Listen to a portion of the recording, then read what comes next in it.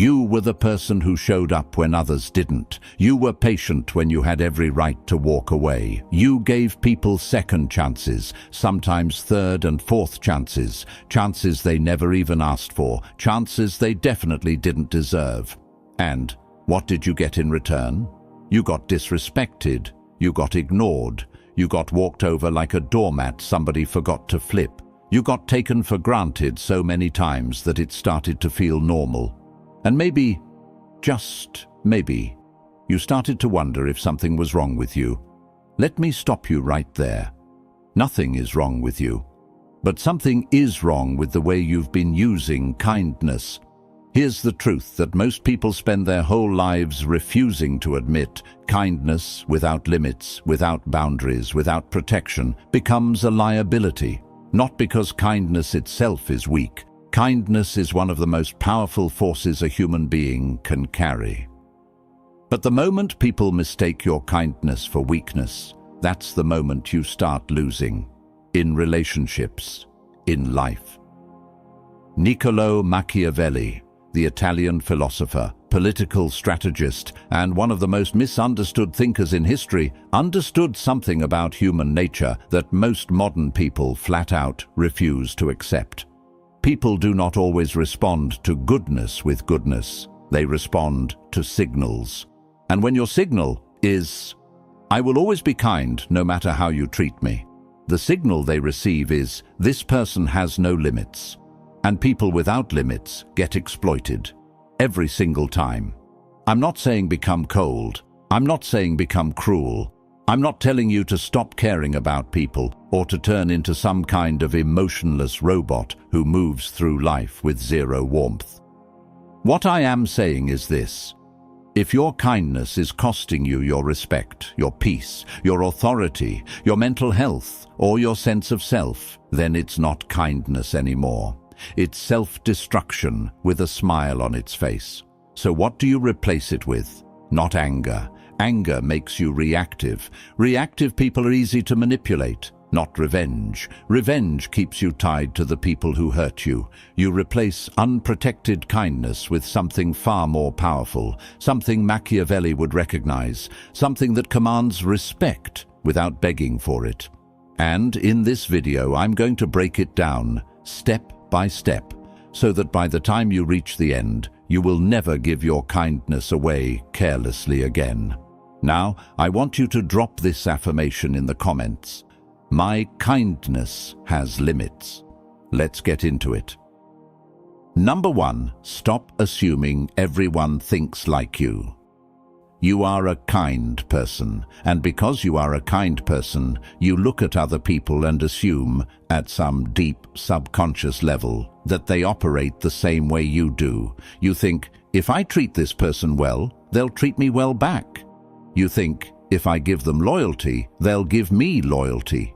You think, if I'm fair to them, they'll be fair to me. And you're not wrong for thinking that.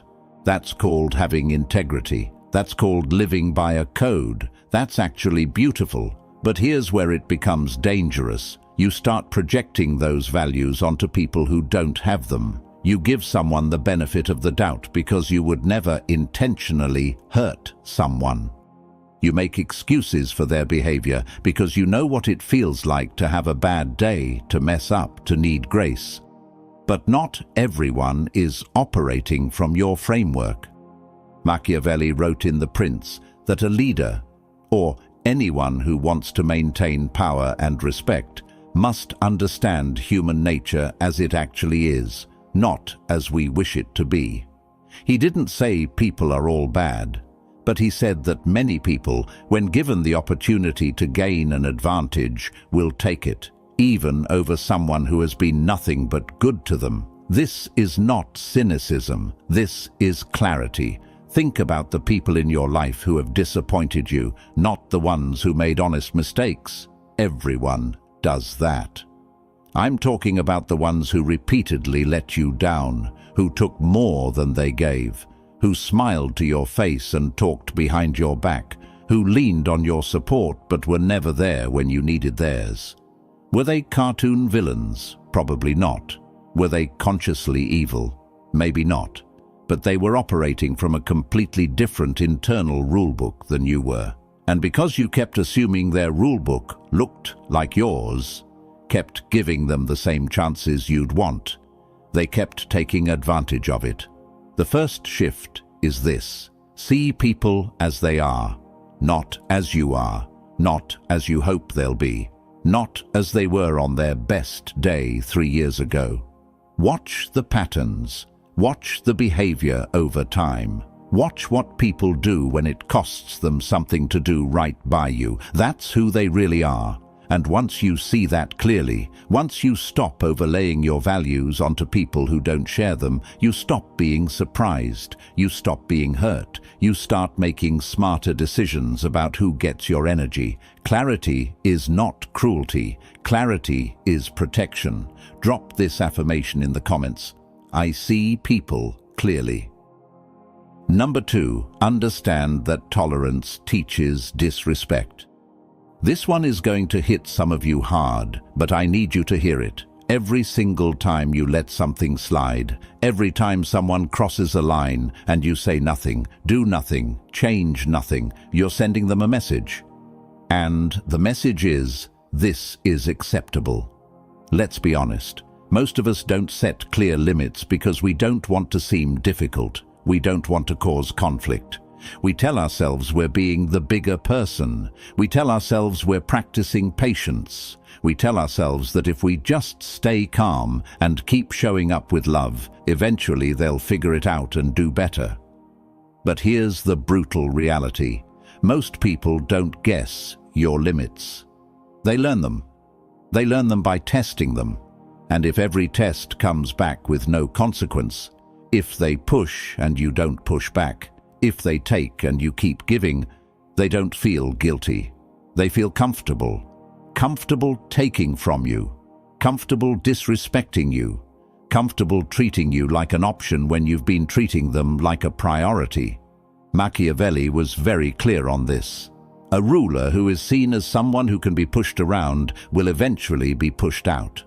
Not because people are evil, but because human beings instinctively calibrate their behavior to what the environment allows. You trained them to disrespect you, not because you're weak, but because you never showed them where the line was. Think about a time in your life when someone treated you poorly and you let it go. What happened? Did they change?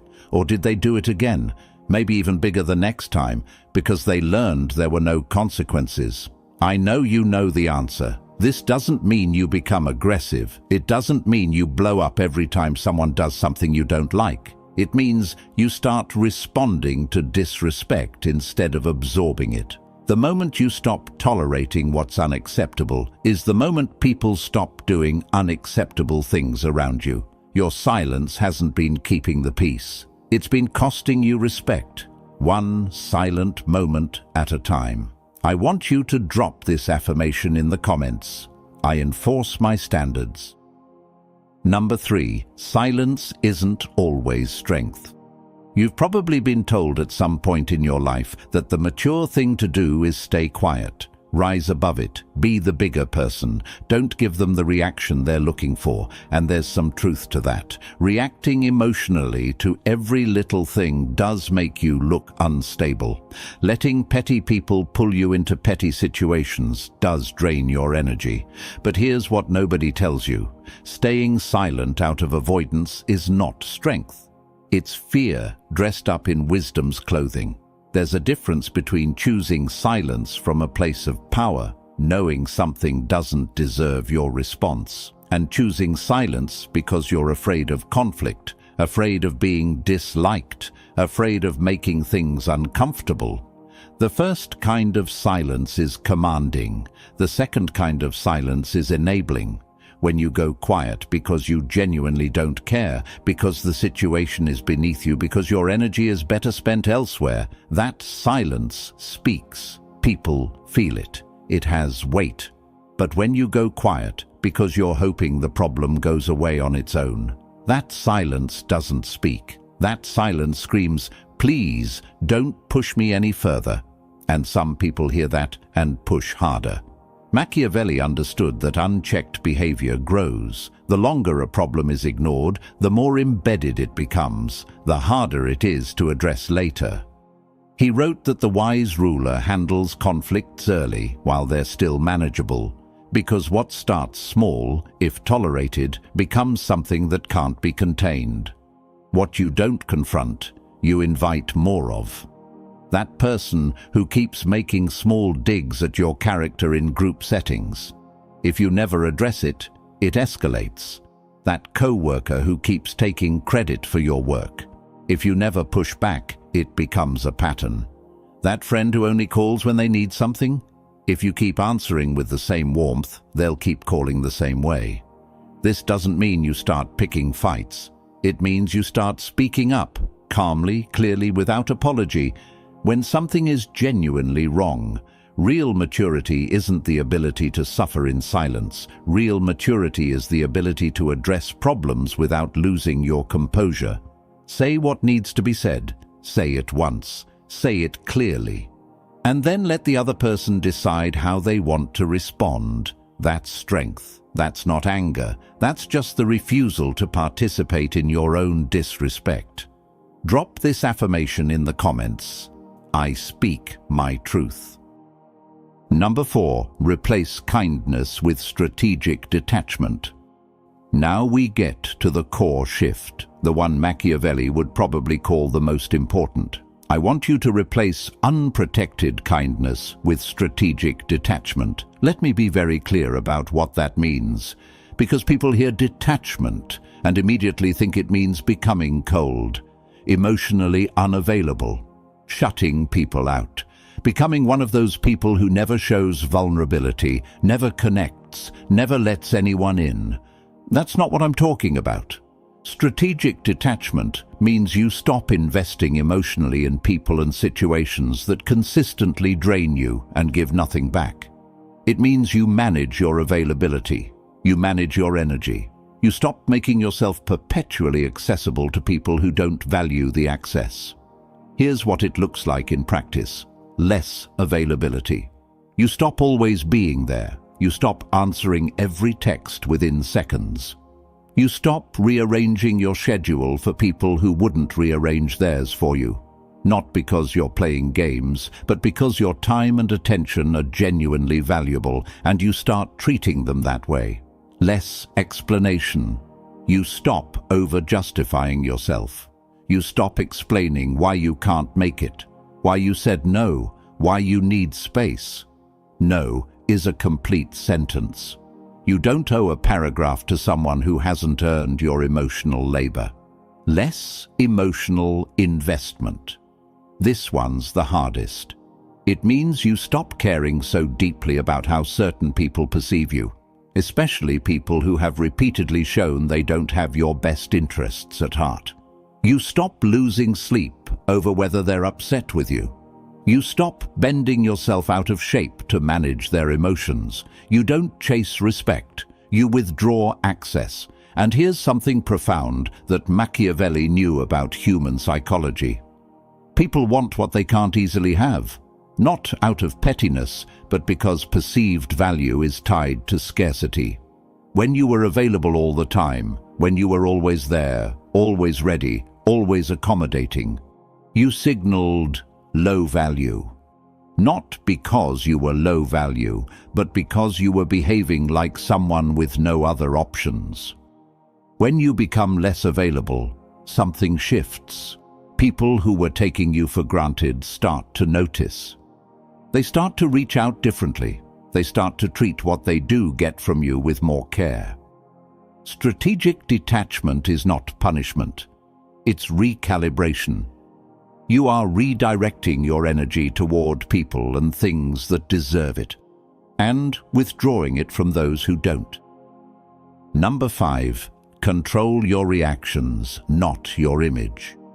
Here's a mistake that a lot of good people make when they finally decide they've had enough. They blow up. All that patience, all that silence, all that tolerance, it builds up. And one day, the wrong person does the wrong thing at the wrong moment, and everything comes out. Loud, emotional, unfiltered. And what happens? The person who was wrong walks away feeling vindicated. See, they're crazy. See, they're the problem. And you, the person who was right, look unstable, reactive, out of control. Anger feels powerful in the moment, but it actually reduces your power, because the moment you lose control of your emotions in front of someone, you've handed them leverage. You've shown them exactly how to get to you. This is one of the most important lessons Machiavelli ever encoded in his writing. Not in those exact words, but the principle is everywhere in his work. The truly powerful person is not the one who reacts the strongest. It's the one who reacts the least. Think about the most powerful person you know, not the loudest, not the most aggressive, but the one who genuinely commands respect. I'll bet they're calm. I'll bet that when things go sideways, they don't panic. They assess. They respond deliberately. They don't get pulled into emotional spirals. That calmness is not indifference, it's control, and control is power. When you react emotionally, you're telling people, you got to me, you matter enough to move me off my center. When you stay calm, you're telling them something completely different. What you did doesn't shake me, I see it, I'm noting it, but it doesn't own me.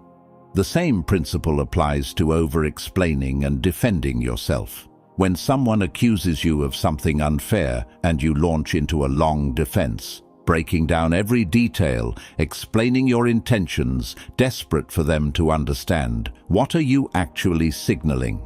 That their opinion of you has power over your peace. Stop defending yourself to people who've already made up their minds.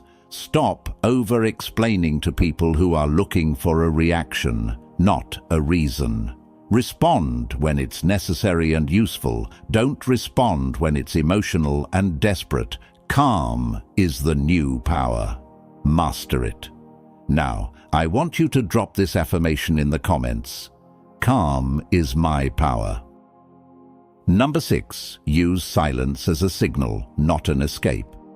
We talked earlier about how silence isn't always strength, but now I want to flip it. Because silence, used correctly, is one of the most powerful tools in your arsenal. The key is why you're being silent and what that silence communicates. Silence as an escape looks like this. Someone hurts you, disrespects you, crosses a clear line, and you say nothing, do nothing, change nothing. You're silent because you're afraid, because you don't know how to address it, because you're hoping it just resolves itself. This kind of silence communicates weakness, not strength. Strategic silence looks completely different. Strategic silence is when you consciously remove your presence, your energy, your attention from someone who has shown they don't deserve it. You don't announce it. You don't make a speech. You don't send a long message explaining everything they did wrong and how it made you feel. You simply withdraw. Your responses get shorter. Your availability decreases. Your emotional warmth, that warmth they probably took for granted, quietly disappears. And people feel that, even if they don't immediately understand it. There's a shift in the dynamic that registers on some level. Strategic silence says, I see exactly what you did, and because I see it, you no longer have full access to me. It's not petty, it's not passive-aggressive. It's a recalibration of your energy based on information you now have about how this person treats you. Machiavelli understood that sometimes the most effective response to a threat or a betrayal is not confrontation. It's repositioning. You don't always need to address every wrong with words. Sometimes, the most powerful thing you can do is quietly remove yourself from the equation and let the person sit with the consequences of their own behavior. The person who used to have your full energy, your quick replies, your open heart, and suddenly has none of that, they notice, they wonder. They either recalibrate their behavior or they confirm exactly who they are by what they do next. Either way, you've gathered information, and you've maintained your dignity. Use silence as a signal, make it intentional, make it purposeful, and never let it be confused with fear. Drop this affirmation in the comments. My silence speaks loudly. Number 7. Shift the power dynamic with one decisive action. Here's something I want you to understand about respect. You don't earn it through 100 small, quiet moments of holding your tongue. You earn it through one clear, decisive moment where you show people exactly where your line is. You don't need to be constantly confrontational. You don't need to turn every interaction into a battle. You don't need to be the person who always has something to prove. But at some point, at the right moment, you need to draw a line and hold it, clearly, firmly, without apology.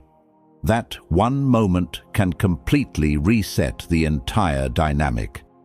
Think about what that moment looks like. Someone says something disrespectful to you in front of others, and instead of laughing it off or changing the subject, you look them in the eye and say calmly, directly, "Don't do that." No emotion, no drama, just a calm, firm statement that says, "I see you, and this is not okay." Or someone repeatedly fails to show up for you, and instead of giving them another chance with the same open arms, you simply stop extending the invitation. You pull back your access without a dramatic announcement. You just stop. Or someone attempts to manipulate you, and instead of playing along, you name it. Quietly, clearly. I see what's happening here, and I'm not going to engage with it. These moments don't need to be explosive. In fact, the calmer they are, the more powerful they become. Because calmness in the face of conflict signals control, and control signals power. Machiavelli wrote that decisive action, taken at the right moment, is more effective than 100 small measures spread out over time. He understood that there are moments in every power dynamic where a single strong move changes the entire trajectory. You don't need to fight every battle, but you do need to win the moment that matters. After that one decisive moment, when you've held your ground calmly and firmly, you'll notice something. People recalibrate, they stop testing, they start treating you differently because they now know there is a line, and crossing it has consequences. One strong moment is worth 1,000 moments of quiet endurance. Find it, use it, and don't walk it back. Drop this affirmation in the comments. I hold my ground. Number 8. Make your kindness selective, not automatic. We're at the final tip, and this one ties everything together.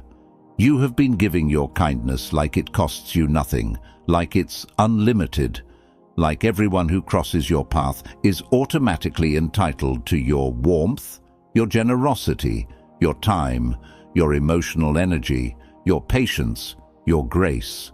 And that, right there, is the root of everything we've been talking about.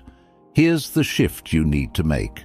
Stop giving kindness by default. Start giving it by design. Make people earn your energy. Make them earn your time. Make them earn your attention. Not through some elaborate test or some kind of game, but simply by showing through their consistent behavior that they are worth what you give. New rule, and I want you to write this down if you need to. Respect gets access. Disrespect gets distance. That's it. That's the whole framework. When someone treats you with respect, when they show up, when they're honest, when they reciprocate, when they treat your time as valuable and your feelings as real, they get more of you, more of your warmth, more of your generosity, more of your energy, and you give it freely because it's deserved and it's sustainable. When someone disrespects you, when they're careless with you, when they take without giving, when they treat your kindness as a given rather than a gift, they get less. Quietly, without drama. You simply redirect that energy somewhere it's actually valued. Your kindness becomes a privilege, not a guarantee. This is exactly what Machiavelli meant when he distinguished between the ruler who is loved out of obligation and the ruler who is loved out of genuine respect. The first can be abandoned